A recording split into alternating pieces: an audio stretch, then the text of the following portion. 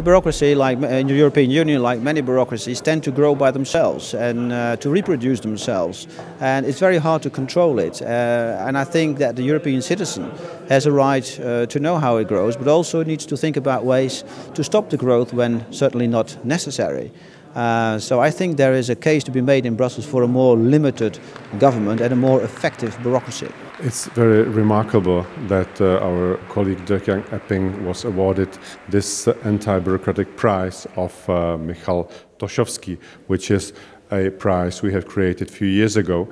The thing is that he himself, I mean Mr. Epping, as a former employee of European Commission, knows very well about corridors of power in Brussels and in European institutions, and is able to give a critical assessment of European bureaucracy. That's also the reason why he has written a book, Bonfire of Bureaucracy in Europe. But not only he is able to talk about that, but he is also able to take an action against that. And this is just in line what our ECR group is doing and what also the Alliance of European Conservatives and Reformists will be doing in the future. New Direction is the foundation or think tank affiliated with the Alliance of European Conservatives and Reformists, which is obviously a spin-off from the European Conservatives and Reformists group.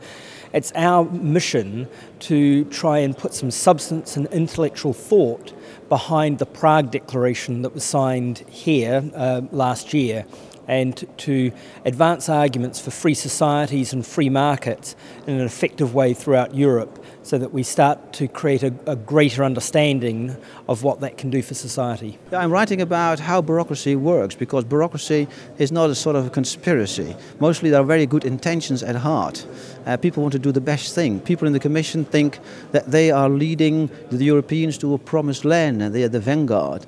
But then they don't look at the weaker sides of their policies. They are not properly discussed and arguments are not properly tested. And that's why things go wrong, become too expensive or hard to explain. And that's why the European government is in all these troubles now, because all sorts of plans and ideas and designs have not been properly discussed with pros and cons. We only look at the pros, and the cons we forget about. And also in the European Parliament we should have an opposition that tests arguments and make sure that the light is born in the confrontation of arguments, so that the best arguments prevail. We in E-State, we are fighting red tape and bureaucracy. Dirk-Jan Epping is a fighter against red tape and bureaucracy in Europe. That's why he received our award.